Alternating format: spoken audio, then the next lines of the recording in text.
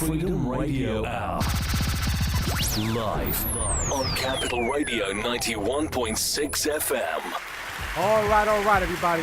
Welcome to another edition of the Freedom Radio Hour. I'm your host, DJ Adam Cruz, and I have my fantastic co-host here, Eddie Nicholas. Welcome to 91.6 FM, the Heartbeat of Sudan. We're so glad that you decided to come and join us today. Mr. Cruz, I haven't seen you in a week of Sundays. What is going on in the world of music and news? Well, first, let our listeners and our viewers know that the Freedom Radio Hour is here, not only giving you fantastic music, but we're here to be your number one source for music, business, news, and trends from around the globe. First up out the gate tonight, we're talking about Kraftwerk, trance, Euro, Express, boom, boom, boom. All right. Trance. So what happened got me was, caught up. I know, right? So what ended up happening was in 1977, they had a record that came out called Metal on Metal. These all have German titles, but I'm not going to try to attempt to speak German tonight. But the record was called Metal on Metal. And basically, it went on to do its thing, and then they went on to do a lot more classics like Trans Euro Express. In 1997, however, there was an artist, Sabrina Sutler, that used like the littlest, tiniest little sample Snippet of it. Like not even a full usage. That record was called like Euro or some German title, but at any rate, ever since then, the lead singer of Kraftwerk has been trying to get royalties paid out and sue these writers. There's two of them, Pelham and Sutler.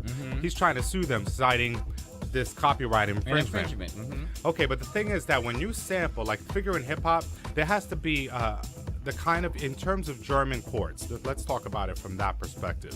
German court says that you have to use it for a certain length of time in order for it to be liable. In other words, if their argument is if it can compete with the original work in some way, like take Eine Komoser, Here Comes the Hot Stepper. That's clearly a sample of Heartbeat by Tana Gardner. So that needed to be cleared in some way. But what they're saying in German court, when it's like a micro little itty bitty little sample, that if you try to claim copyright over those little tiny bits, you're basically curtailing any sort of artistic freedom, because most everything that musicians in electronic music are using are samples, whether it be a kick drum, a snare, or a little bitty itty bitty Kraftwerk song.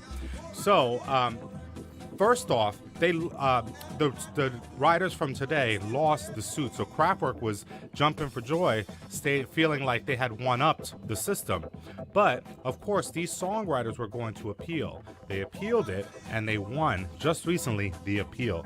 So, in other words, German court is siding with artistic freedom to say, listen, just like in hip-hop, you can use the tiniest little bits of sample, because that, in part, is what the nature of electronic music production is about. Well, Adam, make us understand, what is considered enough of a sample to be able to not be charged? Because the reason why I asked this, because when I did my original record, You Make Me Carry On, we had Martha Wash up in that song. Yeah, and did you get chased? Did somebody come no, for you? I didn't chase it. I told him to take it out. Oh, you did? When we were in the production part because of it. you heard it and said, this is definitely going to Yes, I said, because the record was for Strictly Rhythm Records. Right.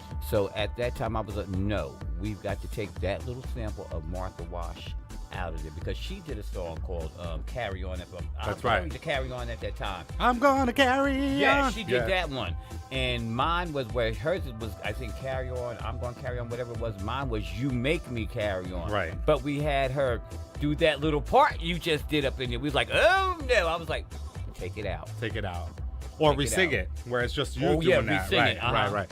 Well, okay, so in the case of German court, because that's what we're talking about at the moment, like I said earlier, they're basically siding with if the sample is long enough that it could, in effect, compete with the original work, then that is infringing. So, again, what do we mean by long enough? So, is like, it let's 50 say... seconds, a minute, 2 minutes, or what? These what they're disputing are these samples that, like, nowadays are available in any drum kit. I'm talking about the slightest half-second, little minuscule type of time frame. We're not talking full-on samples. Like, sometimes you hear a song that's all the way the original with just like a little kick drum underneath. I'm not talking about that. I'm talking about now the very subtle differences of what makes music creation possible. See, when we make electronic music, we're essentially calling banks of samples to make new music. It could be a drum kit, it could could be snare, it could be keys or whatever.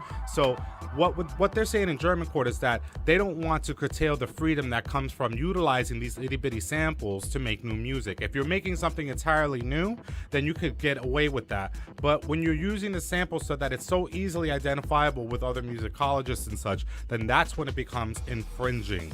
So this becomes tricky because what's one's ability to identify a sample as compared to other is all subjective, right? So anyway, we're going to take a break, but when we come back, we're going to talk more about this music business news. There's a lot going on in the world out there. We'll break it down. Where? 91.6 FM, the Heartbeat of Sudan. Come back with us, would you? Freedom Radio Hour. Live on Capital Radio 91.6 FM. What up, beautiful people, and welcome back to 91.6 FM, the Heartbeat of Sudan. I'm your host, Eddie Nicholas, and we also have my co-host over here, the one and only Mr. Adam Cruz, and we're live and direct right here on the Freedom Radio Hour. We're your number one source for music business news and trends from around the globe. Last we were breaking down samples. You see, there's this issue in German court where Kraftwerk, the electronic legendary group, they have been fighting two songwriters who they claim infringed on the copyright of their song called Metal on Metal, Kraftwerk song that is. They claim that these two songwriters used samples of their song Metal on Metal in their new song. In German, it's called Mur. Sorry, if my friend Lars Barenroth is here, he'd be rolling his eyes. Shout out to you, Lars. Anyhow, so Eddie was asking a valid question. What is considered sort of copyright infringible when you're talking about these tiny samples? And we went and we pulled out the Holy Bible. Yes, that's why we often reference to, this is Donald Passman's book, All You Need to Know About the Music Business. I have the 8th edition, so there's been quite a few editions. At any rate, so I often refer to that because I want to get clarification. We don't pretend to be experts here on the Freedom Radio Hour, but we do know who to reach and where to look to find the answers. All right, so Eddie's question, what is the sample here that we're talking about? And in cases where you might hear it in a lot of the music, maybe in house music, you'll hear the entire original song with just sped up with a kick on top. That's not what we're referring. That's clearly copyright infringement, right? If you're not getting it cleared, for example. What we're talking about are the tiniest little bits of sample that happens when you are producing music, especially in electronic music. You're often pulling libraries of sounds that are samples, kick sounds, snare sounds, hi-hats and such. And in German court, this very issue came to the forefront because Kraftwerk was alleging that these writers, what's her name here? Let me get it right. These two German writers were infringing on the copyright of their song Metal on Metal.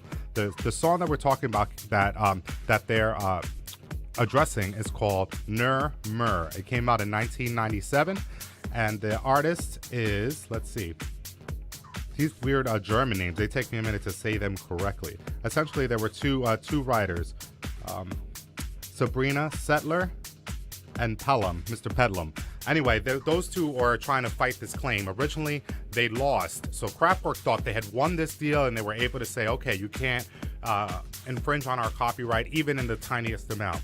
But the songwriters fought against them, appealed it, and it got to the highest court in Germany, and they have just this week prevailed over this case. So that means what? That now, if you're a German composer, you can now call those sounds, those itty bitty little clips, and continue to make music without risking being sued by, say, Kraftwerk or others who claim copyright ownership over the material that you're using. But they have to be used in the context of creating new material. Right. So here's the thing. If you want to reduce the risk, if you're making music out there, you're not sure if what you're using is questionable or not, here's the thing. You want to make it, for the most part, when you reduce the risk by making it unrecognizable, you can't use the sample as the groove or the hook. So if it's the main driving point, that's a no-no if you don't get it cleared, okay? If you get it cleared, that's an entirely different matter, okay? The other thing is you want to make sure that it's buried in the mix and it's not using the title of the source music and the title of your song. Like back to Eddie's point before we broke, he was talking about You Make Me Carry On, his release on Strictly Rhythm Records. They had originally used a sample of Martha Wash's Carry On, And so he said, let's go ahead and remove that because I don't want an issue. In particular, though, you would have definitely gotten flagged because the song you're talking about, your creation, was called You Make Me Carry On, which would have been a flag for, say, Martha Wash's publishers and such. So it was a good idea that you removed the sample to and not the get in sample trouble. would be definitely noticeable because it was a sample. I'm gonna carry on. Oh, everybody would know it. Right, everybody would know it. So that's the kind of situation that we're basically talking about here. So when you're out there creating samples, whether it be Germany or here, you want to make sure you reduce the risk of being sued, if you will. And just recently we saw with the Marvin Gaye. Yes. That's the very Blurred Lines case. Very same type of thing because they're claiming that they only use samples or they were inspired. Right, because they don't even claim that they use samples. They're just claiming that they were inspired. Right. Now you're getting sued for being inspired. Right, but here's the other thing, because you go to stores now and you buy these drum kits for your production, for your Pro Tools or whatever platform you use, and those are usually samples from something that it's clear from their end, but what if somebody comes for you and says that what you're using is infringing on the copyright that they claim they own, So this is really interesting that it happens in Germany because not for nothing, sometimes these cases become influenced by other cases, especially across the pond here in the U.S. So we're breaking that down. We're going to take another break. When we come back, we're going to talk about a new tool where DJs can start making mixes that are offered on Apple Music and on Spotify, and they won't be sued. It'll already be cleared. And we'll get paid for it. We'll see. 91.6 FM, the Heartbeat of Sudan. We'll be back. All right. Freedom Radio Hour. And we're back here live on Capital Radio, 91.6 FM, the Heartbeat of Sudan. You're deep in the zone right here at the Freedom Radio Hour. We're your number one source for music, business news, and trends from around the globe. Before we broke, we were breaking down samples and cramples and damples. Ramples, I love it. Ramples and damples. At any rate, we want to also talk about what's happening with the DJ culture. Here on the Freedom Radio Hour, we love our house music, but we love it on the soulful tip. A little bit slower in tempo, perhaps more vocals, more sultry, soulful lyrics. That's the kind of style we like here. So imagine if you're able to do mixes and then offer them on, say, Spotify and Apple Music. Okay. Now, are we talking about offering them for free or are we talking about selling them? Okay, we're talking about selling them. Okay, continue. All right. Hear what's going on with this? Okay, so already this is not new news, right? This is what's been happening already. Right now, if I do a mix and I can offer it on my label and I aggregate it out to all of the websites, iTunes or Rhapsody, TrackSource, etc., I can offer it like a compilation with all the tracks separated, and you can buy it as a whole if you like, my mix and then the separated tracks.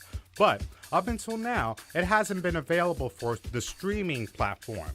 What I mean is that, you know how we talked in previous episodes how streaming services have basically made playlists king, and that albums, long LPs, if you will, full lengths, have been dying off because users will pick one song from Eddie Nicholas, one song from Adam Cruz, and so on, and create a playlist, right? And that's what they listen to on repeat. But what Spotify and Apple Music and other streaming services are noticing is that this is very interesting when you consider DJ mixes, because DJ mixes tend to be long and you want to stay with the journey of the DJ. See, the thing is with Spotify and Apple, we're not stupid here. They're basically trying to get you to live inside that platform and utilize it all the time and stay there for a long And they're trying to get you a monthly fee of $10 or $20 per month. That's right. And if you're into the DJ culture like we are, they want to make it so that eventually DJs could go ahead and submit not just playlists, which is obviously offered now, but mixed material. Not their own material, but the material that's available already on their Spotify and Apple Music platforms. So here's the deal. You have to be able to deal with two matters. One is the function part. How can you mix and deliver the content? The second thing is, how do the artists who are featured in this mix Thank you. paid? That was my question. So those are the two big items. The first thing that that Spotify has done is create a digital distribution platform called Mixbank. And it's doing exactly what we're describing right now, giving the ability for a DJ to do his or her mix and then aggregate that mix to the Spotify platform, okay? But then they're the ones compensated. Well, what happens is they needed another tool to then track. So they developed Dubset. What Dubset is doing now is basically saying, okay, Mixbank, here are the songs you use. Okay, we can essentially Shazam it, if you will, identifying all of the songs, and then we pay out to all of those songs. And that doesn't mean we get more than that fraction of a penny per stream. That's not changing. But what we are seeing now is even within mixes now if somebody wants to do You Make Me Carry On Eddie Nicholas and mix it in, offer it on Spotify, and you get a little cut every time somebody streams that, which wasn't happening that way because mixing wasn't available like that. So from what I'm hearing you say, yes, that should somebody play one of our songs within their mix, right? Spotify as a DJ. has the capability Yes.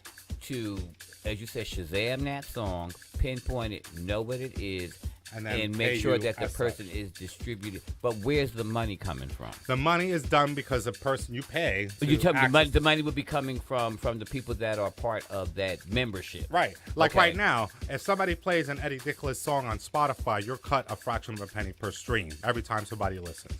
But what they're trying to do is offer it in a wider market, and they could do that by tapping into the DJ culture because they realize that users aren't just listening to a little bit and leaving. They'll listen to the entire mix.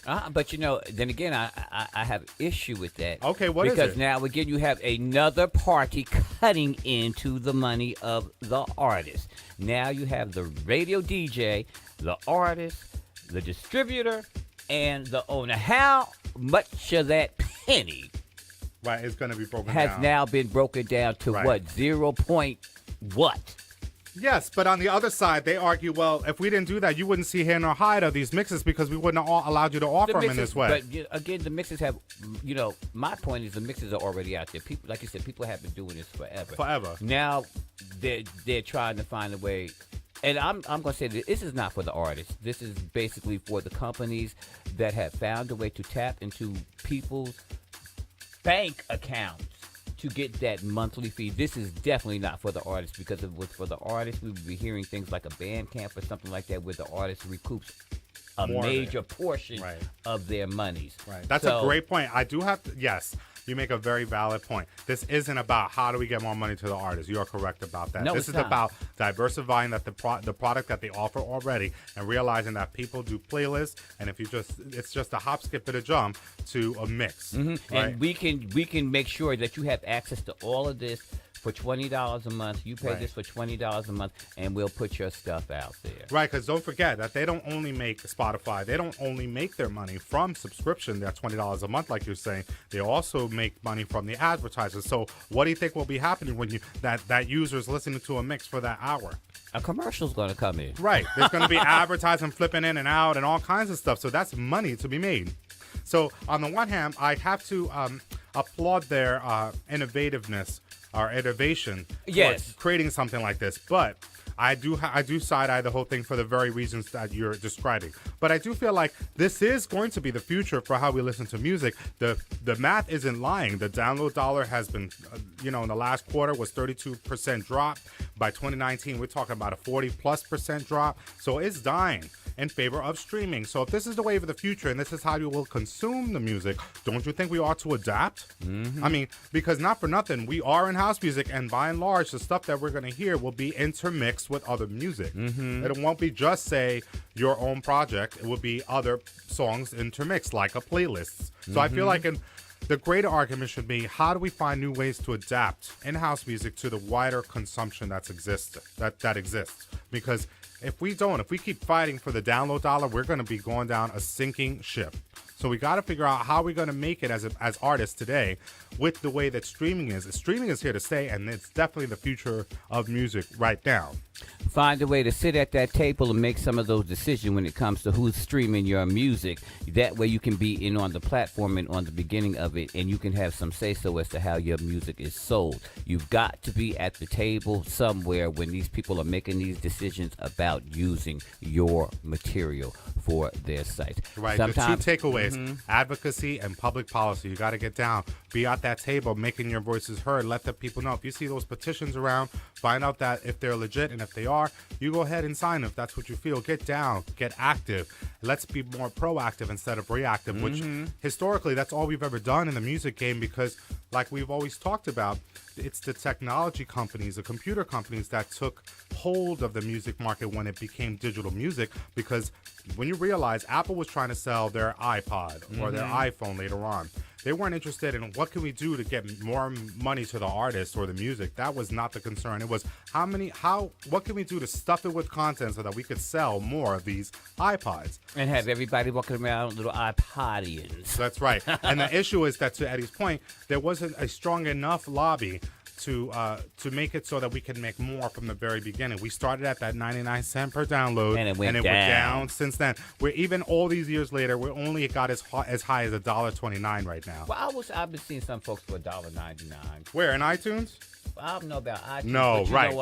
Maybe iTunes being the biggest store, they're like going to that. be the leader. So if they're going to increase, then others will follow suit. Nowadays, nobody's going to do that because no one's paying for it to make it worthwhile. Anyway, that's all the time we have today. Definitely check out freedomradiohour.com and post under everything that we're posting because we want to hear what you have to say. Definitely check out EddieNicholas.com. The one-time single is out right now. Check it out. Fantastic. Also, want to make mention that in September, Eddie's Do You Want to Dance LP will be out, courtesy of Mixtape Sessions and Deck Music Imprint. Also want to make mention that the Freedom album from yours truly, Adam Cruz, is available everywhere, including Spotify. Ow. So go check out. Also, don't forget, what's the name of the song we're releasing in June? The song we're releasing in June is You Left Me. You Left Me. Sterling Void, Fat Fly mix, yes. and it was another gentleman, Mateo. Yes. Shout out to Mateo Miranda. Yes. Yes. So, All right. we thank you. Peace out. 91.6 FM. Have a Check with good you later. weekend and a great week ahead. See you next time.